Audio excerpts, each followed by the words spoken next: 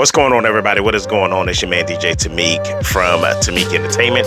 Hey, guys, we are back with another episode of To Ask a DJ.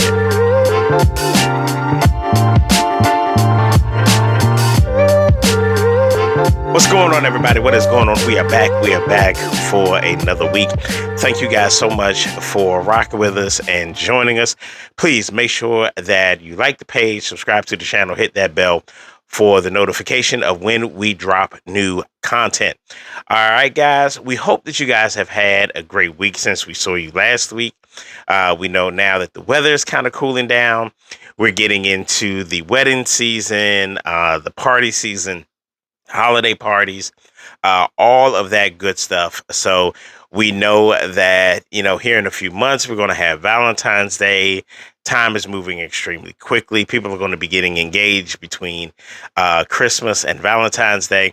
So we know that this is going to be a very, very busy season. And we just want to thank everybody for rocking with us. Now, one of the things about this channel that we want to make sure is that we keep the content current and we let you know really what is going on in the industry.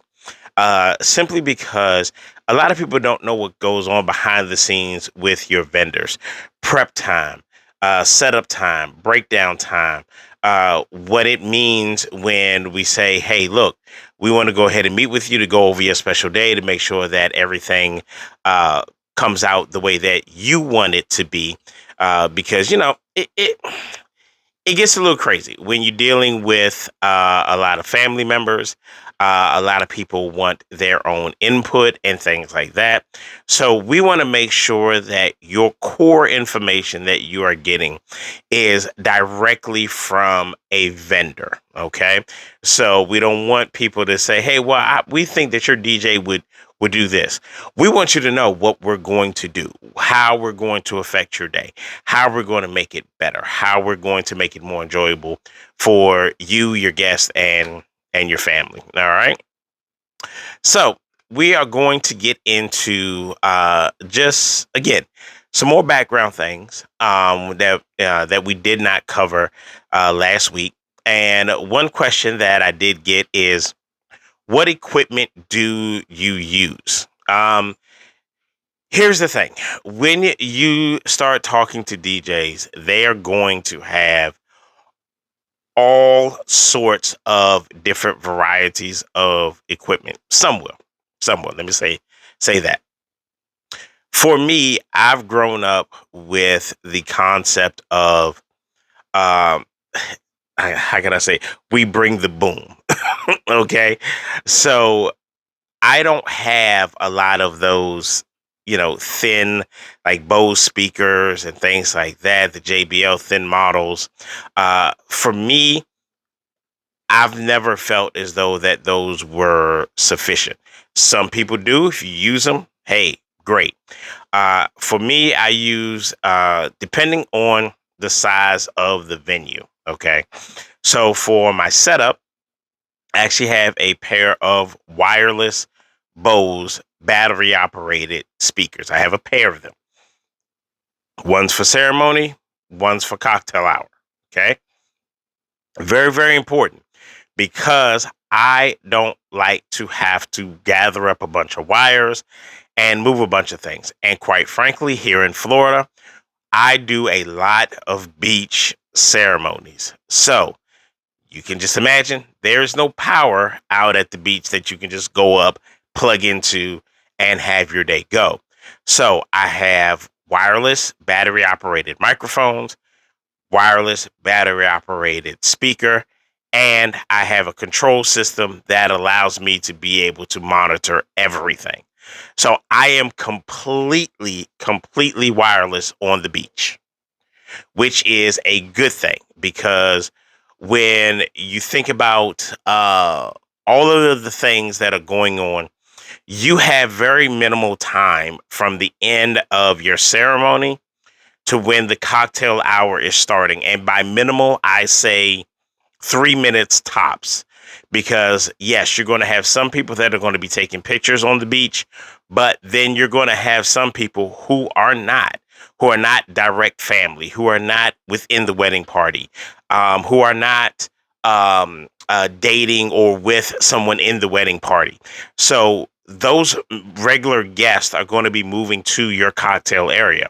So I like to make sure that the music is already on and playing before they get there. Now, there are some times when the cocktail area and the main reception area are the same place. That does happen. So what I do in that case is I actually have a wireless controller that I can start the music in that area after we finish in this area. So I make it so that we don't have to, run like a chicken with our heads cut off and try to get across the place to get the music started. We have the ability to be able to do it right where we are.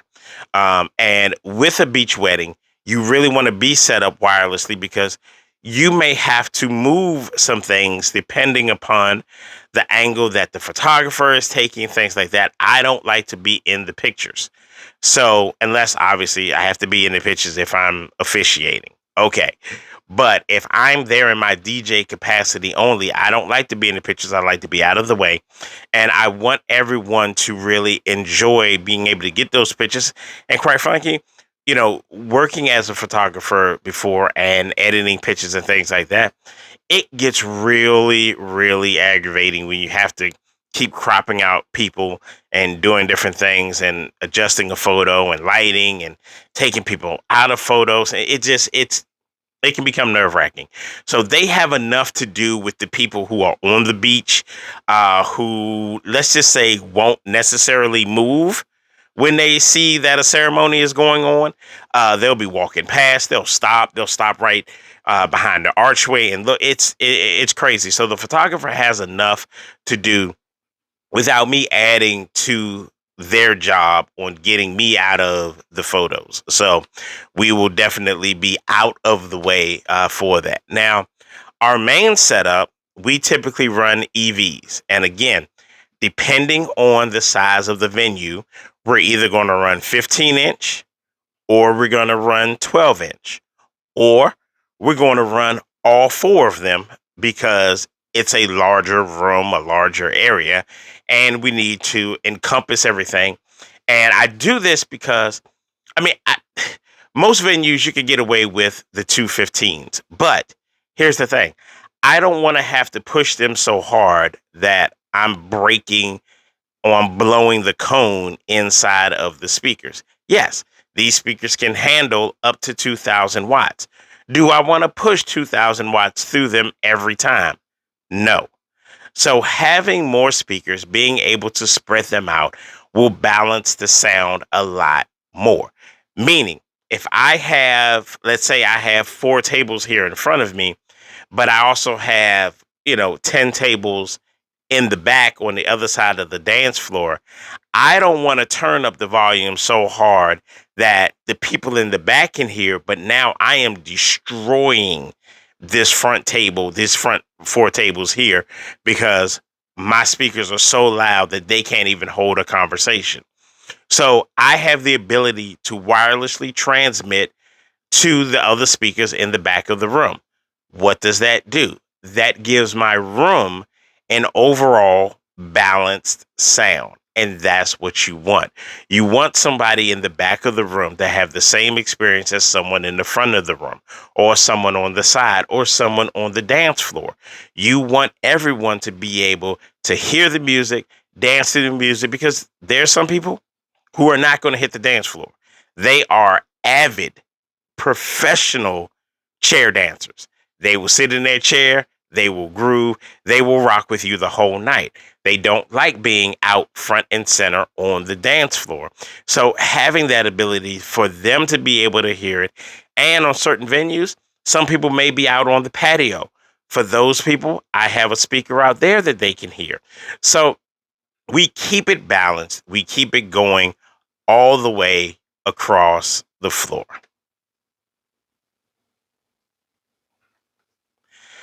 So, as some of you guys know, I'm actually in a few DJ groups. Um, as far as social media, where we bounce ideas back and forth. We ask each other for suggestions, for honest feedback on things. So there were actually some questions that we got from this that I thought it would be pretty cool to share. So one of the questions that we received was, what song to play after I play Before I Let Go by Maze and Frankie Beverly? So I will tell you this, that you can drop in so many different songs behind that one particular track simply because of the beats per minute on it. It gives you a lot of freedom. So what my main rule of thumb is, it's 4 beats ahead or 4 beats below will allow me to what's called blend it. I can mix in another track. I can blend in a song. So basically, I can easily transition on a fade if I need to on that particular song, or we can scratch it up, we can play with it, we can do all sorts of different tricks with it to introduce that next song into the playlist.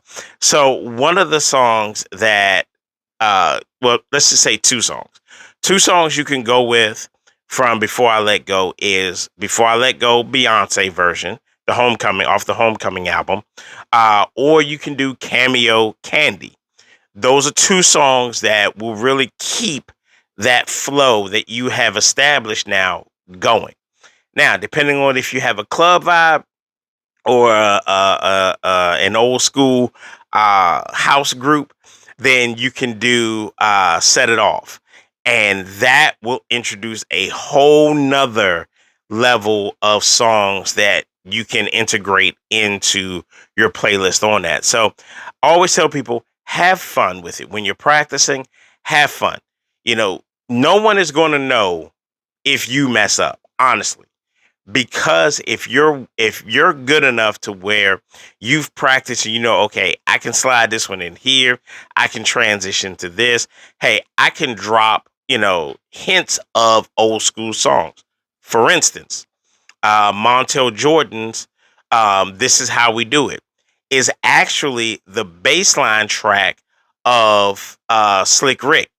And so if you know Children's Story by Slick Rick, you can actually kind of play both songs really at one time, or you can drop in Slick Rick's phrases into the song. So always tell, especially beginning DJs, anyone who has a question, anyone that I mentor, learn music, learn music, learn all genres of music, because you can take a an old school rock song and do a 70s R&B song and then switch that to a 2000 hip hop song if you know that the string chord from that hip hop song came from this rock song, which is called sampling, which they do.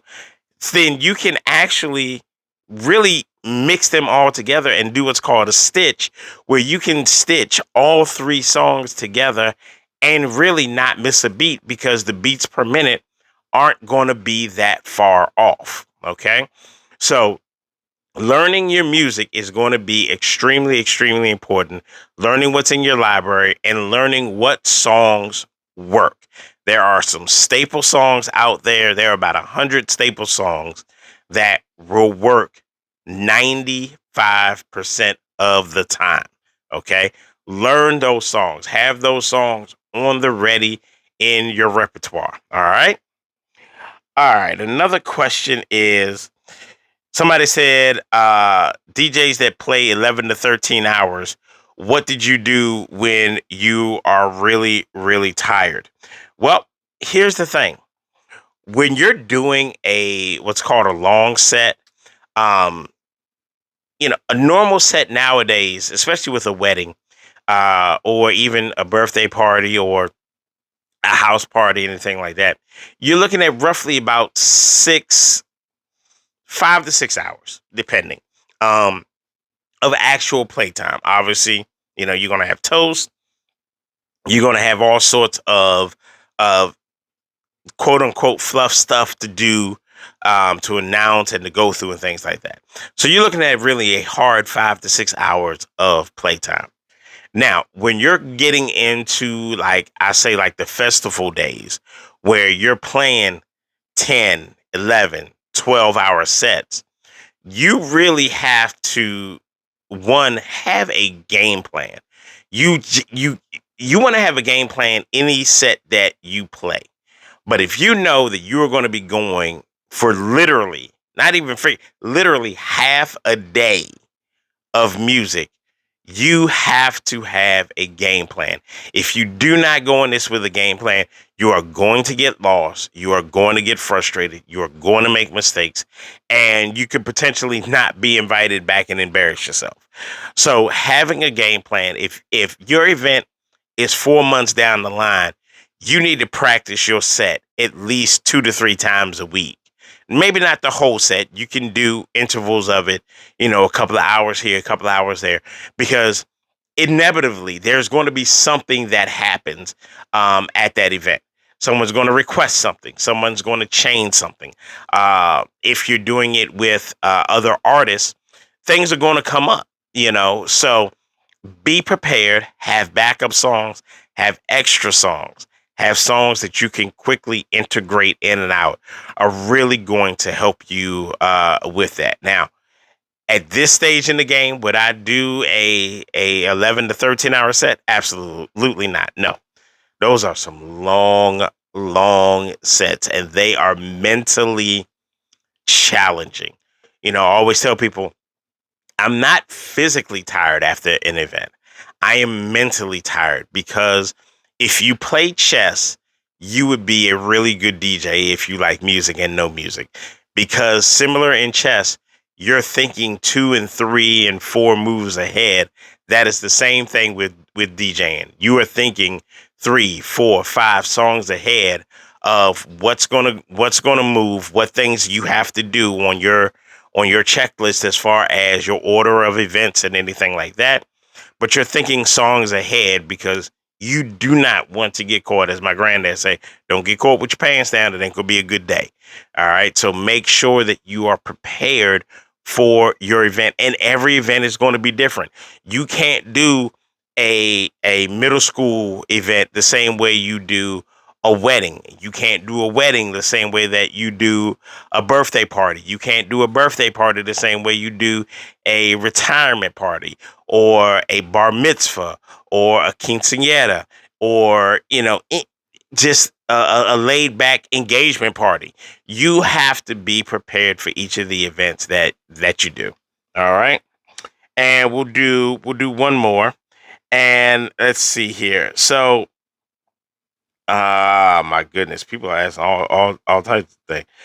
Is anyone an iPad DJ? If so, what program are you using? And if you weren't using an iPad, why did you switch? I don't DJ off of any type of tablet. I actually have a main controller.